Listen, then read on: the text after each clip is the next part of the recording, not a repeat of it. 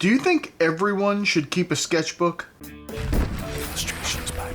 There are a lot of times I'm watching YouTube channels and they talk about, oh, everyone should keep a sketchbook. Every single person that's alive on the planet should have a sketchbook. And then they go on to talk about all the things that they learned from their sketchbook. Maybe different point of views that they have, maybe some relief of anxiety and stress. What if it causes anxiety and stress? Should that person still keep a sketchbook? I know, us artists, we like to think that we're higher up on the scale than everybody else. We're in tune better with whatever that means, and we understand things better, we feel things better. There's not everybody has to be exactly the same. What if I said everyone should learn how to build their own house? Now, I'm not saying that everyone could not benefit from living in a house they built, but I bet you they couldn't, because if everyone built their own house, some of those houses would fall down on those people because they're just not what they do. That would negate the benefit. You don't want to do that. What if I said everyone should have a garden that they tend to? Meanwhile, there are people that can't go out in the sun, or there are people that are allergic to everything. So no, everyone shouldn't do certain things. So we're going to go into, don't worry, I'm going to do a drawing so that you don't have to just listen to my voice and stare at my face. We'll look at a drawing while I'm talking about this, but we're going to go into maybe some times when people shouldn't draw. Not everyone in the world should be an artist. I think that's a dumb statement. It goes right. I don't understand people. They have an idea. They think that sounds good. They think it sounds enlightened. That everyone should. The things that I've learned from my sketchbook, I think everyone can benefit from drawing and keeping a sketchbook. Now, I'm not saying it's a bad idea for everybody. A lot of people would benefit. There are plenty that wouldn't. We'll get into that. Let's go. Okay, so before I get really into this, I just want to let you know that I started this. I wanted it to be a fountain pen drawing. I used the Lamy Safari, but I forgot. I have not cleaned this out in a very long time, and I forgot that at one point I had put in that Noodler's Polar Black ink in it, and it stops it from writing really good all the time, so I had to coax some of the ink out at first, and then it drew for a little while fine, and I have to clean it. I have to clean it properly to get it back to where it was. But so I just went to a different pen, but that doesn't matter. I just wanted to let you know that, because you'll see me start with this pen, then I'll go to a different pen. That's all. I just wanted to let you know. So here's what I'm saying. Now, I'm not sure if you understand what I'm saying. It's just like saying everybody should learn how to play music, but some people hate it. Some people don't like to do that. They don't enjoy it. They're not going to experience any kind of wonder from it. There's no great things that they're going to experience it from it. Now, with drawing, it's very similar, but I want to stress something. There are some people that get so much anxiety because of perfection that they can't even draw a line on the page. It freaks them out if it's not exactly perfect every single time. All it does is cause them anxiety. Those people should not keep a sketchbook. I will say that. There's no need for them to do that. You don't want to cause anxiety. The whole thing about art is that you're getting out something creative inside of you. And if that thing is not there, then don't do it. It's not worth it. You do not want to make yourself upset just so you can say, oh, I have a sketchbook. And it's just that, but we hear that, and I see this all the time on art channels all the time. They say, oh, everybody should have a sketchbook. Why everybody should have a sketchbook? Why everybody should learn how to draw? Why everyone should? No, everyone shouldn't. All the benefits that you list in your stupid video is actually detrimental to someone else. They're not benefits to someone else. You're going to cause them anxiety and stress out, and they're going to lose their mind over it. It's not worth it. Just leave it alone. Go find something else. Maybe you like to crochet. Maybe you like to plant things. Maybe you like to work with your hands and do some woodworking. Maybe those are the things you like to do. You do not have to keep a sketchbook and do something, even if you do want to be creative. You can do, there's a lot of people that do that scrapbooking thing. I never understood it, But people do it and they love it and they enjoy doing that, and that's fine. Just do what you enjoy doing. Not everyone has to do the same exact thing. We're not all the same people. I know people like to think we're all the same people, but we're not. We're all different people, as evident by our society that all hates each other. But that's just a different, that's just something else. Don't worry about that. But I just want to point that out. I want to say to you, listen, here's what you do. You find something that you enjoy, and that's what you do. No matter what it is. Not everyone needs to do the same thing.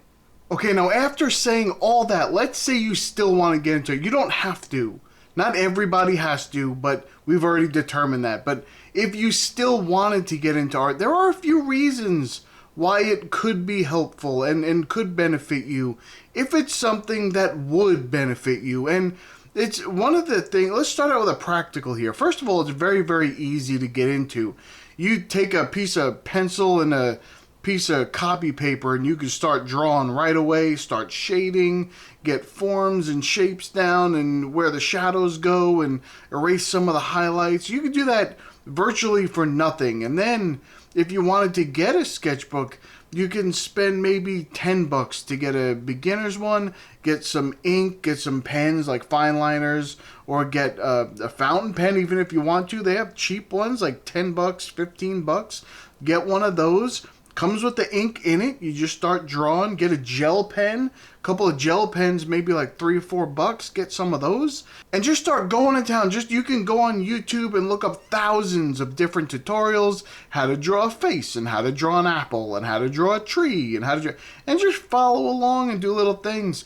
Do like easy cartoon characters like Mickey Mouse or something like that. Just something easy to do. And then you can just develop. If you get into abstract art, there's no rules. You do whatever you want. You want to splash something on a page? I suggest you splash something on a page and then learn how to put texture and form to it and give it some detail. Make it look interesting. Start doing some of that. Learn how to do that. Look at other people who do that kind of stuff. Not me. Don't look at me. But you look at other people that inspire you. That's what you should do. And then you just go ahead and you can take off on that. Then you move to top of the line. I mean, best quality you possibly can. You're going to spend maybe like $35 for a sketchbook. You're going to spend maybe, I don't know, $15, $20 on some, like the best fine liners that they make, which fine liners really don't matter. As long as it's pigment ink, it's archival, it doesn't fade, it's waterproof. You can get some fine liners for like $10, but let's say you spend $20 on them. And then you get some, like, you can go to professional grade watercolor paint. Some of them are now like $15 a tube or $20 a tube, depending on which one you go to. So those are a little expensive, but you get the little sets. Some of those sets are only like $25 or $30, and that's it. You're good. You get some water brushes, no problem there. You can get some of the cheaper watercolor brushes, like the Simply Simmons line. That's really good. Or just get one really good one, like the Princeton Aqua Elite. Get one of those in a normal size, like a 6 or something like that, 6 round. Or you can get a like a 1/4 inch or a 1/2 inch flat. And then you just start learning and just doing different things and going back in with the ink and giving it some detail. It's still relatively cheap to get started and to keep going. I know eventually you have to buy more stuff, but for the most part, it's not that expensive in the long run. When you look at other things, you're like, oh yeah, okay, I want to maybe play the piano, and you like, well, even a cheap keyboard is like $200 if you get a decent one. And then if you want to move up and start going into actual pianos, forget it. You might as well mortgage your house, and you need a place to put that giant thing. So, or you get, maybe you're into other things like guitars. You want to play guitar or something like that. You're going to spend, even just cheap basic setup, you're spending a couple $100 just to get set up with a cheap garbage model of everything. Little tiny amp that barely sounds like anything. But once you get better, you want to invest more, you're paying like $600 for a guitar, or you're buying the cheaper guitar at $300 and putting $300 into it with stuff to make it actually decent to work with. And then you're getting an amp for like $1,000. And it's expensive to do that stuff. But when you do this, even photography, that's a separate rant, but photography, you want to get in, you just want to break in a little bit.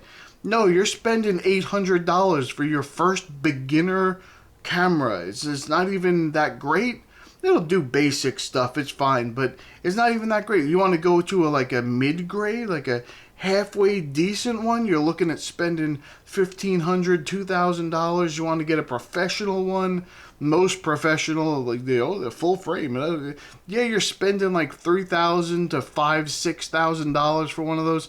That's an expensive hobby, being a photographer. I know you could do it on your phone. I hear all the stuff, but the phone doesn't really do the stuff that the cameras do. They like to tell you that it does so people can just sound snarky and say, I can do everything on my phone, but you can't. You can start on your phone taking pictures because it's just composition and lighting and that kind of stuff. But if you want to do like wildlife or landscape photography, or you want to do something different, macro photography, you want to get into something, it really is better to have a camera it's made for that, and it has different settings that your phone just doesn't have. And the lenses set different things that your phone can't set. So anyway, that's a completely different rant. What I'm saying is it's easy to get into art. Now, if I actually talk about some of the benefits, one of the benefits is you can just occupy yourself, get busy, use it as a therapy, start going. If it doesn't stress you out, that's the whole thing. If it stresses you out, you're not going anywhere. Don't do that. But if it doesn't stress you out and you just sit there and you're just doodling away and I'm just sketching away, having fun listening to music, or just relaxing at the end of the day, I'm just going to do a little doodle. That's a wonderful feeling. I love that feeling. It's one of the best things about art. You just create something that's never been created before. You feel accomplished. Not that you did something huge, but you created something. You did that. No one else could do it. It was only you. You're the only one who could create that thing. And that's why I like the abstract doodle thing, because only you can create that thing, and it's not supposed to look like anything anyway, so you can't say it looks bad or it doesn't look the way it was supposed to in the picture, because it doesn't look like anything anyway. So that's what I'm saying. But you can do whatever it's very satisfying to sit down and say, I created that. That didn't exist before. It was not in this world. And now I can show people. Maybe they can appreciate it. And if you show enough people, you will find people who appreciate your art. You will. I know people get nervous, don't want to show anything. I just do this for me. And that's fine if you just draw for you. There's nothing wrong with that. But do yourself a favor and show someone. That way they can say, oh, that looks nice. And you can understand what that feels like. You can understand that feeling of, I did something that someone else appreciates. That's something, it's hard to find that in life sometimes. Usually people are always knocking you down to make themselves feel better. But when you do that, especially when they say things like, wow, you're so talented, I could never do that. Take that as a compliment. Don't yell at your fans. That's ridiculous. It's the dumbest thing I've ever heard in my life. Take it as a compliment. They are complimenting you. I don't care what you think it says about them, that they could do it. It's just skill. They're putting down all the skill that I... Just put that out of your mind. They're saying that they appreciate what you've done, and just say thank you. That's all you have to say for that. And for some people, it's just therapeutic. They do just do it for themselves. You just open up a book and you just start doodling and doing something, drawing some lines, some little squiggles, little shapes, and putting some color on them, or not color, just shading them in, or just kind of giving them some detail, maybe making it look like it has fur, or making it look like it's winding, or it's just little things like that. And you're just sitting there, it's like, oh, this is great. I can relax at the end of the day. Then you just pass right out at the end of the day. There's no more stress. You've released everything. You've created something. Now, you do that kind of stuff when you have that creative need. Some people don't have it. But they'll be, oh, everyone's creative. No, everyone's not creative. And it has nothing to do with what side of your brain you're using. That's also a false thing. You use every part of your brain when you're drawing. Every part. There's but this side is more creative. No. That side is more imaginative, but you need your other side to actually create the thing that is imaginative. So you're using both sides at the same time. Don't believe the lie. That's garbage. And that's a rant for a completely different day. We're going to go into that another day, I'm sure. Well, that's all I wanted to say about this. I just wanted to talk a little bit about it and say not everyone should be an artist. Not everyone should pick up a pen and start drawing, or a pencil and start drawing, or a brush and start painting. No, not everyone should do that. But if you do want to do that, I hope that you do it with enthusiasm and just keep going and just try it as best as you can. It's very rewarding if you do end up liking it and you do end up doing it. It's extremely rewarding. So I hope you do, but you don't have to. Especially if you find other things more rewarding. Do those things and keep yourself feeling good, and there's so many things in life that try and just shove you right down. Just find something in your life that excites you, that gives you a little bit of energy instead of taking your energy. I'm not saying it takes energy to create. I know that. But I'm not saying that it doesn't. What I'm saying is after you're done, it gives you energy. It makes you feel energized that you did something that you wanted to do and you're happy. And it's like, okay, I did that. It's wonderful. And just find that in your life, no matter what that is. If it's planting a garden, go do that. Not everyone needs to have a sketchbook. That's a different thing for different people. That's all that is. Okay, so how about I talk about this drawing for a little while? There's a novel idea. I've been drawing this thing for a while now and I haven't mentioned a thing about it. I don't know. It's some kind of weird beast from another planet somewhere. That's what I imagine. It's from a different reality, maybe.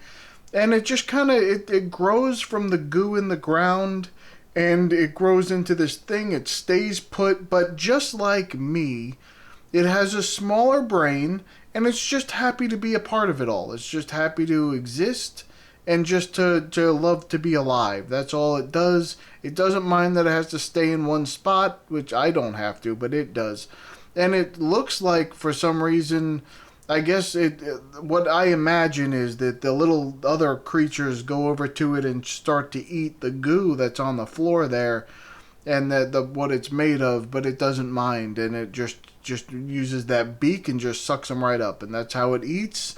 It doesn't need to, I guess, doesn't move anywhere, but it has like a little baboon rear end, and I don't know why that happened, but that's what it has. And yeah, but it's just happy. It's just a happy little existence. It's just happy to be there and just hang out. It does have a little, I don't know, it has weird stuff on it. It wasn't designed to be a thing, but I knew as soon as I put down that first mark and it started to look like an eye, I was like, oh, damn it. I know what's going to happen.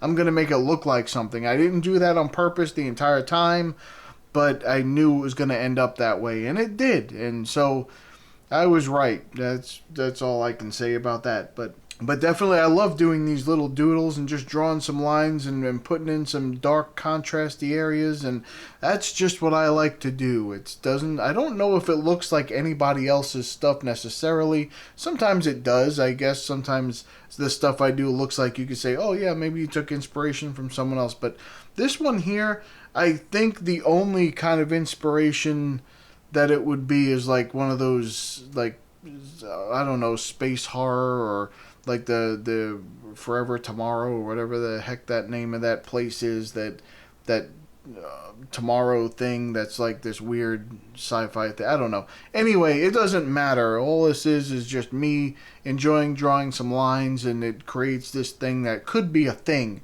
It could be an animal from another dimension or another planet or something. But anyway, I hope you just enjoyed this, and I hope you don't mind me babbling on about nonsense. I hope I didn't bore you and put you to sleep, and I mean, that's okay if it did, but you know, I just hope I didn't do that. That's all.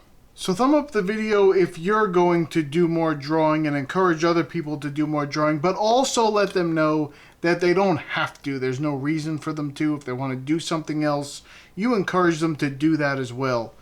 Alright, that's it for me. I'm going to go. I'll see you in the next one.